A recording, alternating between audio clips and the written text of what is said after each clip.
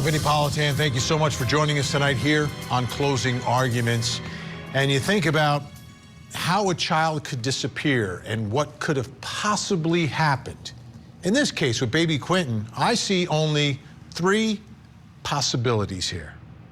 Three possibilities. The first one being abduction, because I have spoken to people who've had young children abducted from their home while they slept. So it does happen. It is possible. We have seen it. We've covered those stories. They are rare, but they have happened. So someone could have broken into that home, maybe someone who knew there was a child in there, someone who knew baby Quinton, and took him. That is a possibility. I don't think it's the greatest possibility, but it is a possibility. Second possibility is little Quinton died accidentally, but due to someone's negligence. Similar to what a certain attorney said about a certain woman down in Central Florida when Kaylee Marie Anthony died, saying it was an accident, but someone was negligent for that accident and they covered it up, right? So if an accident happens, someone dies, the first thing you do is call 911. But is it possible that there was an accident, but maybe you were doing something you shouldn't have been doing? Maybe you're sleeping while a child is in the bathtub, or you're doing drugs while a child is in the pool, or something like that. And all of a sudden you're like, oh my goodness, the baby's dead, and I should not have been under the influence, or I should have been doing this. It's my fault. I'm going to get in trouble. And then you cover it up. So you cover up an accidental death and make it look like something worse. That's possible. Still, again, from my perspective, not very likely. Because who, and this is a direct quote from the closing argument of the prosecutor in that other case, who takes an accident and covers it up and makes it look like a murder? You wouldn't do that. That's ridiculous, I think. But still, it is one of the possibilities of what happened to baby Quinton. And then the third is the absolute worst. I don't know why anyone would do it, but murder. Just outright murder. Someone purposely took the life of this little guy. You murder a child like that, you're going to do everything you can to not get caught, to cover it up, to get rid of the evidence. A possibility. So with all those possibilities in play, if it's a stranger abduction, you have no idea. But if it's number 2 or number 3, you got to take a look at who was there. Who was in the house? And it starts with Quinton's mom, of course. And investigators have already said that she is the primary suspect in a homicide. So they suspect homicide. They suspect someone inside the house. But you also have, the grandparents are in the house. My initial reaction as a grandparent myself is that is like the last thing a grandparent would ever do, right? I have covered those stories, though, where grandma is responsible for the murder of a child. I've seen that story. Unbelievably, it does happen. So it's a possibility. It's a possibility, but most of the cases we cover are either mom or who else? Dad? Well, dad's not even in the house, so it can't be him, but mom's boyfriend. How many times have we seen that headline and seen that story? So that's someone that has to be considered. And it's like any other case. You look at the people closest to your victim. And I say victim because baby Quinton's a victim. Because this is a 20-month-old child who was unaccounted for. So something bad happened. We all know it. Now, let's get to one of the facts that I think has bothered many people in this case, and that's about the babysitter. Who canceled the babysitter and why? 5:29 in the morning. You send a text to cancel the babysitter? What's going on at 5:29 that you're going to cancel the babysitter that you wouldn't have known the night before? And who's awake at 5:29? Who's doing that? That's a huge question. Huge question in this case. You've got a great babysitter, very reliable, loves kids. Has been taking care of Quinton. Why would you cancel the babysitter? Has to be a reason. Need an explanation for it. Haven't heard it yet. So finally tonight, what is the family saying?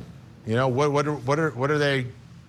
You know, and believe me, we've covered those stories with missing children where mom, dad, grandma, grandpa, someone is coming out every day begging people to help search, begging for the public's help, doing everything to keep the story in the headlines and to keep the heat on so they can find their child. Not exactly hearing that in this case. Not seeing that in this case. Not at all. So, and I understand there's pressure. There's pressure in the neighborhood. Some people not liking this family. But I've seen it where people were questioning families, but the family kept coming out and saying, where's our child? Help us, help us, help us. And eventually that child was found. All right, for those of you who are wondering what the family is saying, the family denied our requests for interviews several times. Julie Jane was in the neighborhood for a week, but Julie Jane did speak with a friend of the family who's known as Cher, doesn't really want her identity out there. For whatever reason, the heat is up on this case. People are getting threatened left and right. I don't know why. Everyone should be together looking for the child, but there are those issues. So here's part of what Cher, family friend, insider to the folks in baby Quinton's life, told Julia Janae. For me, of course, my radar is up with Danny. And because, you know, from what we were told, Danny canceled the babysitter. And I have to wonder why. I like, is it because at 5:29 a.m. there was not 3 children to bring to the babysitter? I don't know. But I think it's fair to question.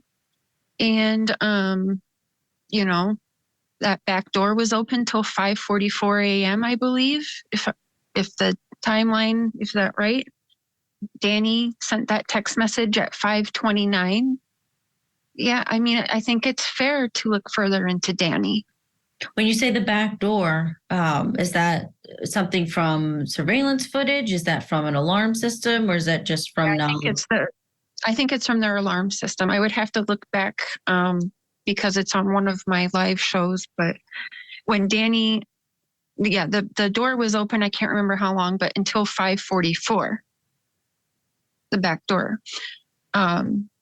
and Danny sent the alarm or that text message to the babysitter at 5:29. All right, so let's take a closer look at the timeline from the morning. Baby Quinton went missing. Again, we get right back to that babysitter. 5:29, texts were sent to the babysitter saying no services needed for Quinton that day. And I think Cher has a good question. Why? Why? Why are they not needed? And who is sending that? She's saying that's the boyfriend, Danny, who is sending the text. And that's what the babysitter said. It came from Danny's cell phone. That's what the babysitters told us as well. 6 a.m., Leilani's boyfriend tells police he saw Quinton at 6 a.m. Okay, boyfriend sends a text 5:29, babysitter not needed, sees Quinton at 6 o'clock. Then at 9:39, this big gap, 3.5 hours, 911 called to report a missing child. Was no one awake? Like, what's happening between 6 and 9:30? I have no idea. I have no idea what's happening all that time. Where's Danny? Where's Leilani? Is Leilani awake? Is she not awake? Where's Grandma? Where's Grandpa? Where is everybody? 9:39, 911 called. Then 1 o'clock, the FBI joins the search for police. That's all in the morning. They get to October 12th, a week later, law enforcement tells the family they believe Quinton is deceased and that Leilani is the prime suspect. And then October 18th, the search for evidence in the landfill begins. So that's where we are. Let's bring in our guests to get a little more perspective on all of these aspects of what's happening in that house. Joining me tonight in Salt Lake City, Utah, retired police commander, host of the Profiling Evil podcast, Mike King is with us. Also in Salt Lake City, Utah tonight, private investigator Jason Jensen. In Los Angeles, California, forensic psychiatrist, trial expert witness, and columnist of Inside the Criminal Mind, Dr. Carol Lieberman. And in Orlando, Florida, psychotherapist, CEO of Life Counseling Solutions, Dr. Janie Lacey. Great to see everyone on this Monday. Mike King, let me start with you. 529, canceling the babysitter. 529, there has to be a reason for it, right? And there could be innocent explanations, and there can be not so innocent explanations. But to me, that is a crucial communication. Absolutely. And this thing is going to get really interesting as we find out more about that period of time when the back door was open, if there was any imagery captured from neighbors' ring cameras or other kinds of doorbell cameras, and whatever imagery they might have at the house there. We've seen in other cases where the family actually has had their own imagery that impeaches them or helps them. But that 529 call, there are indications out there that those texts normally come from the boyfriend's phone, that oftentimes that Leilani is the author of those on his phone. So this one's going to boil down to testimony, and it's going to boil down to precipitating and preceding kinds of events. What do they do normally when they make these kinds of notifications? Is it normal to make a notification at 5:29 in the morning? Because I don't think that babysitter starts that early in the daytime. So that's really interesting. And then what's happening with that 6 o'clock and having these hard times? Is that the normal time he goes to work, or is that something that's outside of the norm? And so as we start looking at these things, it helps us kind of move from, okay, that's possible, to maybe more improbable, it just doesn't fit, and starts putting across an opinion or a feeling that this thing might be staged. Jason Jensen, I'm thinking about possibility number one that I talked about, an abduction. So if the back door is open, okay, abduction. But the problem is that at 5:29, you're saying the babysitter's not needed. So if you have an abduction window to 5:44 a.m., to me that's impossible, because it seems like someone's awake because they just texted at 5:29. So the abduction would have to take place before 5:29. But if it took place before 5:29, I don't think it'd be a text, we don't need a babysitter. I think it would be a phone call to 911, my child is missing. Right, Benny. It's very interesting that they're saying that the door was left open for such a duration of time. The question is whether that's normal, just like what Mike was saying. Is it normal for the door to be open? Is the boyfriend removing items to his vehicle for purposes of work, tools and the like? Or is it out of character for that door to be open? And, what's to say that someone didn't manage to get into the home during that period of time, and then the abduction occurred thereafter, after the boyfriend leaves for work? So back to your question earlier, Vinny, about what takes place between 6 a.m. and 9:39, are there other things that are happening, like others leaving, and the door opening and closing in the normal course of the day? And is there one door opening that's unaccounted for? Dr. Carol Lieberman, here's the part. We were just showing some videos from TikTok of little baby Quinton. I don't, like, you look at those, look at this guy.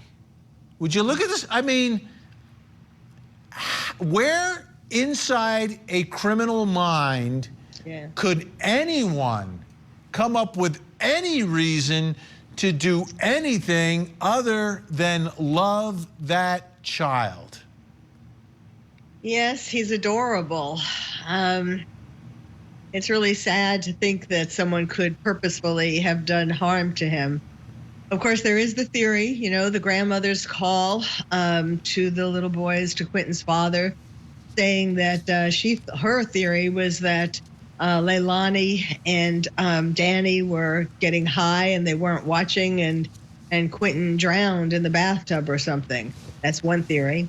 One of the things I've been thinking about, because there have been a lot of mysterious things happening, not just Quinton disappearing, but, the Quinton's father, Bubba, his mother died just in this past week or so, and his father was run over by a hit and run. A lot of strange things, are happening. And I'm wondering if it could be, I know I'm kind of going out on a limb, but it's so hard to explain these things. Certainly the family was very much into drugs. Could this somehow have to do with some kind of a drug buying gone bad, or something, taking the baby in revenge for not having paid for drugs, or just, some story like that connected to drugs? It's because, as you said, you look at that little innocent face, and it's really hard to think of someone doing harm for no good reason. Dr. Janie Lacey, I've covered the story so many times of the child is harmed not by mom or dad, but sometimes by like mom's boyfriend. I'm not saying that's what happened here, but as we look at the dynamics of this unit in this family, he is the last one apparently to see baby Quinton alive. That's what we understand. His statement to police is at 6 a.m. he saw baby Quinton alive. This is a half hour after canceling the babysitter. To me, that is very, very significant, important, and he may be the most important person in all of this if he's the one making those statements. When we consider the dynamics, and you did say dynamics, and we're looking at the people who had access to this beautiful young child, and those that had the last access, and you think about they're either going to be in one or two states right now. They're not wanting to be found out, so they're going to act as normal as possible when we get inside that criminal mind. Or if they truly don't know what has happened, then we're going to see more anguish. We're going to see some of the more typical responses.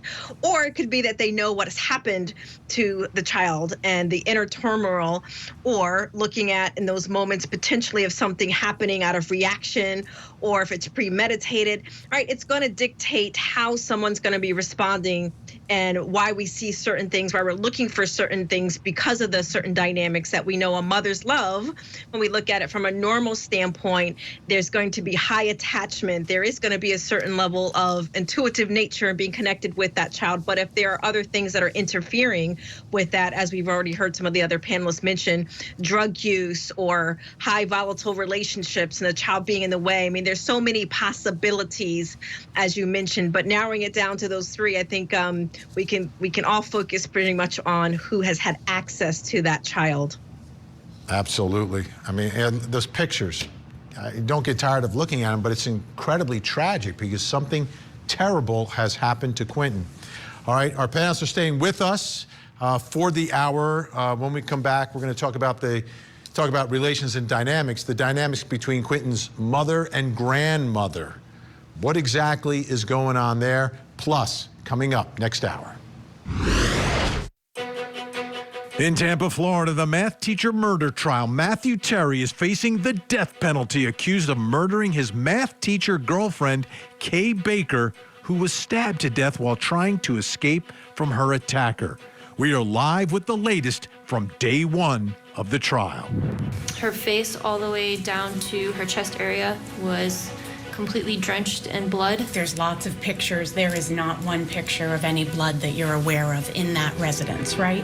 I've never viewed the pictures. Licensed everything.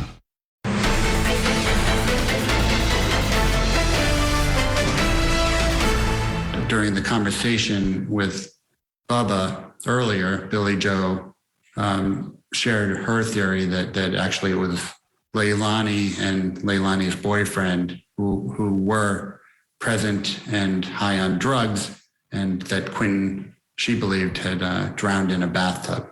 So it was a stark contrast to see what they said publicly versus what Billy Joe said to Bubba privately. That's Sean Cohen, senior reporter from the Daily Mail, talking to us and talking about what baby Quinton's grandmother said to baby Quinton's father about what she thought may have happened here. May tell us a lot about what exactly is going on in that home and what grandma thinks of Leilani, her own daughter, you know, Quinton's mom. Let's take a listen to more of Julia Janae's conversation with Cher. Again, Cher is a family friend of the folks in Quinton's life, Quinton's mother, grandmother, everyone in that house. Let's see what she has to say about this dynamic. Yeah, I think people are not. I think they assume that Billy is protecting Leilani in some way. It's not. She's very publicly said, if my daughter has done something, she needs to be punished for it. And that's exactly what I've been told. And the whole family has even said that publicly, from Leilani's brothers, Billy, you know. Now, do they think that someone else should be looked into also? Yes. But I'll just repeat what she has very publicly said, and what I know I hear almost daily. That is, she wants whoever done something, whatever it is, no matter who it is, even if it's her own daughter, she wants them arrested. All right, let's bring back in our experts, Mike King, Jason Jensen, Dr. Carol Lieberman, Dr. Jenny Lacey. Dr. Jenny Lacey, how about this mother-daughter dynamic? And I'm talking about Quinton's mom and Quinton's grandma. To me, that is the crucial relationship and where some answers have to come out of. I mean, they're all in this house together. That is the crucial relationship, because as we know, the grandmother had some power and had some say over what was going on based off of what she's known her daughter's behaviors being. So when you're looking at that type of dynamic, right, there can be this internal power struggle that can happen. And with some of the toxic dynamics that we do know, that can include manipulation. I mean, it can include so many things, especially what's being reported as far as being evicted from the home, right? That can be demonstrated as another power move, which can also make someone from an emotional state react in a very, maybe not the healthiest way. So I do believe when we look at that family dynamic, the mother and that daughter relationship is a very important one, because then we'll understand how poor little Quinton may have been either a pawn or been used to kind of be in that power struggle, which we often see in these types of family dynamics. And Dr. Jenny Lacey's down in Orlando. Dr. Carol Lieberman, I was in Orlando for a long time covering a trial down there. Same type of dynamics we're talking about. Kaylee Marie Anthony's grandmother, during the death penalty trial of her daughter, from my perspective, was doing everything she could to protect her daughter during that trial. Talk about this difficult position of being the mother, potentially, of your grandchild's killer. Potentially. That conflict that a grandparent would go through. They have had a very volatile relationship from long before Quinton was born. You know, you can tell from things that are going on today. So, for example, behind her daughter's back, the grandmother is talking to the father of Quinton, saying, "Oh, I think it was my daughter and her boyfriend, you know, taking drugs." On the other hand, the mother and daughter were, when the police were looking for Quinton, were drinking together at a bar, you know, all buddy. I think it's been like that for their life, you know, that it's been too close in a sense and too far apart. It's been this very confusing dynamic for Leilani, and you know, very difficult. And you know, the mother has a rap sheet, the grandmother has a rap sheet and so on. You know, she has 3 children, to my knowledge, and you know, Leilani and 2 boys, and all of them have gotten in trouble with the law, including the grandmother, who's had 18 arrests. So of course it's going to be up and down and over and under in that family. Jason Jensen, I want you to take a look with me here what the Chatham County Sheriff's Office has said about the latest in the landfill search. After thousands of hours of investigating and gathering evidence, everything still points to Quinton being recovered in the landfill and his mother, Leilani Simon, as the primary suspect in his death and disappearance. We spent 2 weeks digging through thousands of tons of garbage. We knew going into this landfill search, the odds of recovering Quinton's remains were low. Most landfill searches do not end in a recovery due to many factors, including volume of trash to search and compression of the debris. However, we stay focused. It seems very clear that there's nothing that is waving them away from the search of that landfill and the focus on Leilani. So there has to be some very compelling evidence that we haven't learned about. Right, Vinny. Well, one of the things that really stands out to me, you know, as being a cold case investigator that I am, I always look for flaws in an investigation that may potentially turn the case cold. Here, what we do know factually is that the FBI was brought in at 1 o'clock that day, the day that Quinton disappeared, and I would imagine that they used technology to trace phones for the individuals in the home, and one of the things that probably led them to suspect Leilani is GPS data. Because they said later on that the reason why they're searching the landfill is they traced the lead from a specific dumpster at a specific location. Well, if they're saying that Leilani went to a dumpster and that's why they think that they're going to find Quinton at the landfill, the problem that I see is maybe the trip to the dumpster was to get rid of contraband, because we do know that this family has a history of chronic substance abuse. So if they were getting rid of contraband, it may have nothing to do with the body, and they're looking through a landfill for no reason at all. All right, we'll continue our discussion. We've got a lot more to get to, including baby Quinton's babysitter, someone from outside the home who may have a lot of information, has been speaking out on TikTok. We'll show you what she's saying, and we'll bring back our experts. So I don't know if they hit him or not. I never seen abuse. I seen things that I would do different as a mother. Started today.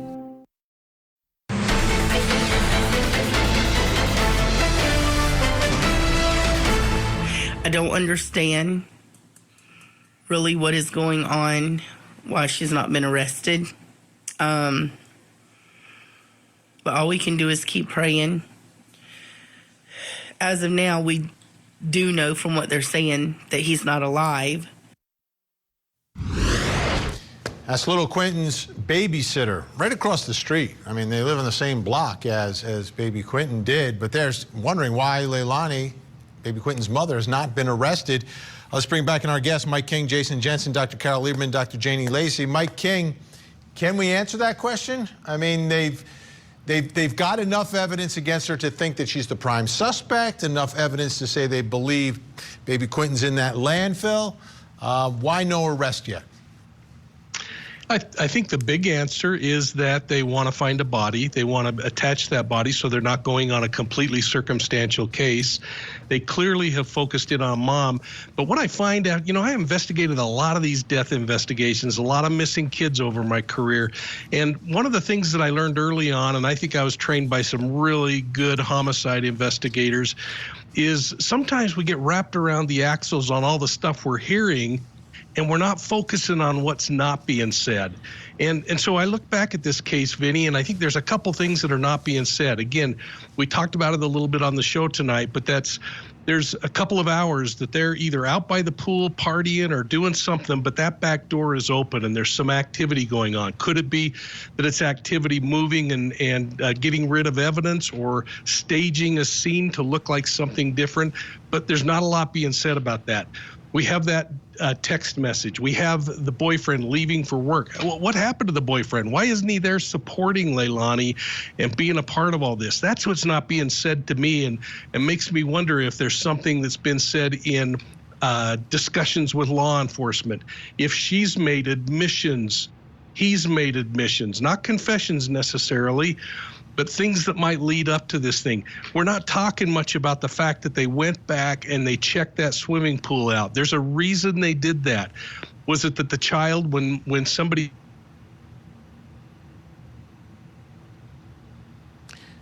We just lost our connection to Mike King. We'll get that back in a second. In the meantime, I want to show you some of the TikTok videos and pictures and images posted by Diana McCarter. She's the babysitter for little Quinton. Take a look at these images. You know, we've been showing them tonight, and it's interesting that it's the babysitter who was posting these, and this is a missing child.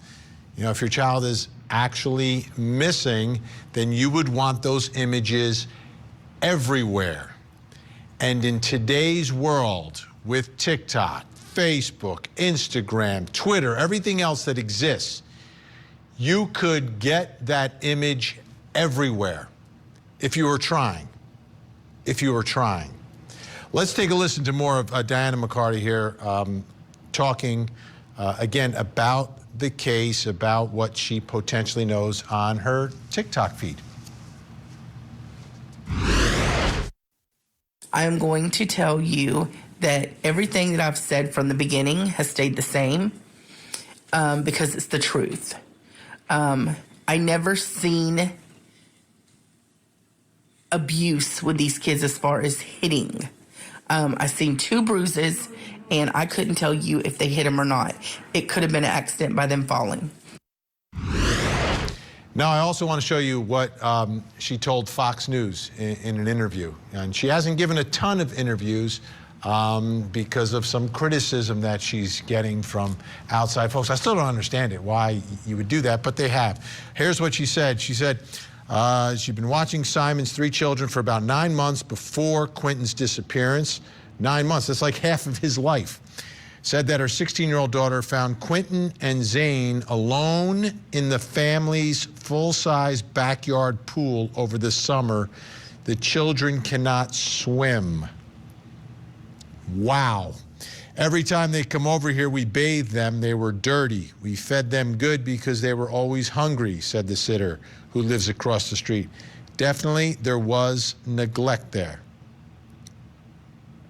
Okay, and I understand, you know, people have access to different things, but when it comes to taking care of a child and watching a child and keeping a child fed and clean, those are top priorities, regardless of where you are in life.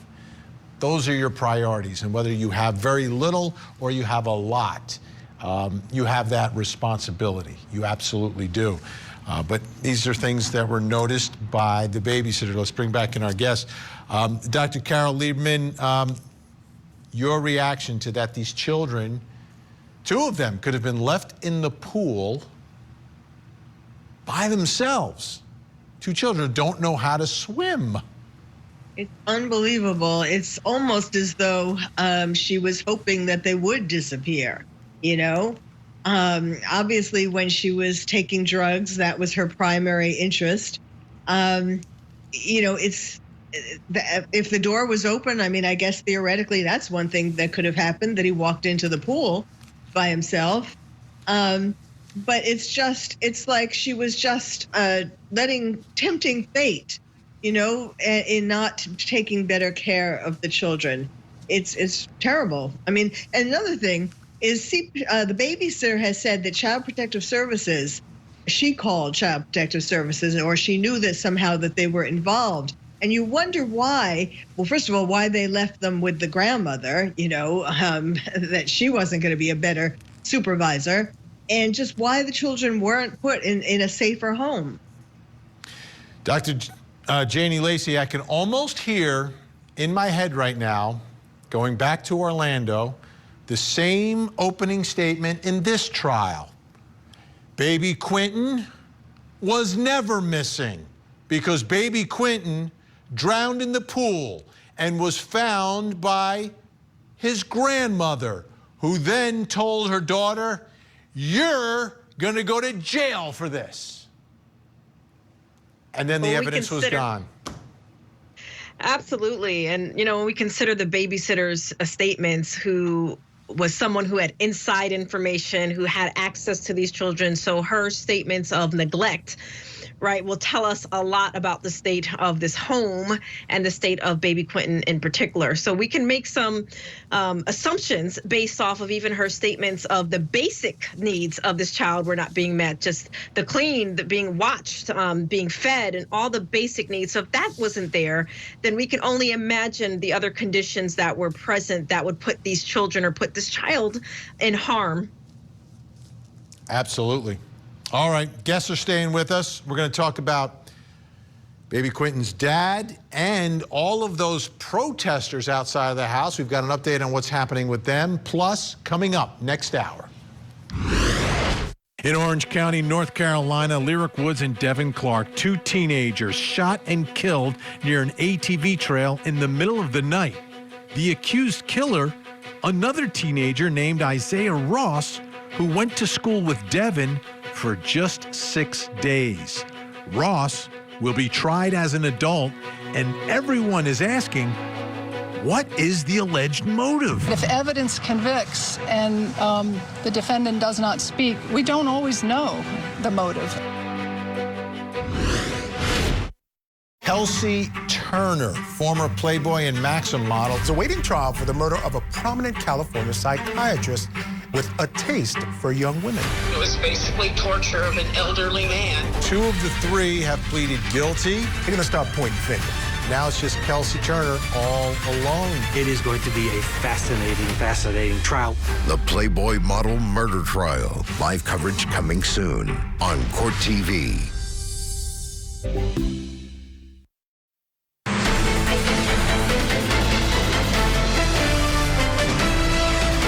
Basically nothing. I mean, they haven't came out, said anything. They hide behind the fence. You know, they just pull out. They don't try to, you know, let us know that they even care. I mean, you know, as a mom, I think that if this happened to me, knock on wood, I would hope that it wouldn't. I would come out and say something, you know, can y'all help me find my kids? You know, but you're not. You're going to Tabby and you're drinking and you're partying. Like, what are you doing? What is going on here? Where's the FBI? Where's Secret Service? Somebody needs to find this baby and lock her up. Lock them all up because the grandma had custody. So if the grandma has custody and she left her with them, she's just as at fault. One of the many protesters who were outside baby Quinton's house, well, now they could get locked up if they continue protesting because some new enforcement of some long-standing local ordinances now down there in Chatham County, Georgia. Take a look. A no loitering sign has been put up between 7 p.m. and 7 a.m. And they're also going to now require a permit from the county manager to protest there during the day. Now, obviously, all of this stuff could be challenged by a constitutional lawyer, but I don't know if the protesters are going to go that route or just kind of stay away from the house. Here's what the police chief had to say. The behavior of many YouTubers and people calling themselves protesters has gone beyond anything acceptable in a civil society. We have to return the neighborhood back to the residents. It is their neighborhood. One other thing that I wanted to talk about tonight is all the tragedy surrounding Quinton's dad, Bubba. And I can't imagine going through what he has gone through in the last month. Take a look at this. As you know, his son, Quinton, went missing on October 5th, okay? His mom passed away on October 24th. Then his dad is the victim of a hit and run on November 3rd. That's a lot. That's a lot. And our thoughts are with Henry, Bubba Moss tonight, going through all of that. In less than a month, your son, your mom, your dad, all gone? Wow. Let's bring back in our guests. Jason Jensen, you know, I look at what's happening in Bubba's life. I can't imagine any of it's related, but it could be related. I guess you just have to look at it because one's a hit and run. Who would do that? It could be an accident. He wasn't at the house when his son went missing, but all of this tragedy befalling on one guy. Right. It seems like it's all unrelated, but it's definitely terrible for Henry Bubba. But definitely out from the outside, you wonder if there's some kind of connection, but you'd have to look to see the driver of the hit and run, if there's some kind of nexus to the neighborhood where Quinton went missing and things of that nature. But short of that, it's like, wow, this poor guy's gone through a lot. Absolutely. Mike King, you know, the protesters making a lot of noise, putting a little pressure on the family, but it became too much for the neighborhood, and law enforcement is going to try to push them out. Do you think this story dies down? I don't think so, Vinny, and I'm right with the police chief in his comments. I thought they were dead on. The neighborhood shouldn't have to endure that kind of malarkey. Civilized was a great term to use. And I want to give these folks the benefit of the doubt that emotionally they really want to see something happen. But keeping 50 police officers at that scene, because that's how many times police have responded to that scene because of these protesters getting out of hand. I'd much rather see those 50 cops out following leads and trying to solve this case. And I think we need to do a better job, especially in the YouTube community or in social media, of taking a little higher road. Absolutely. You know, there's a lot that can be done and has been done by talking about a story, keeping it in the headlines, and garnering the interest. It's the same thing that you can do on television, which is let people know there's a missing child. If you saw something, say something, come forward.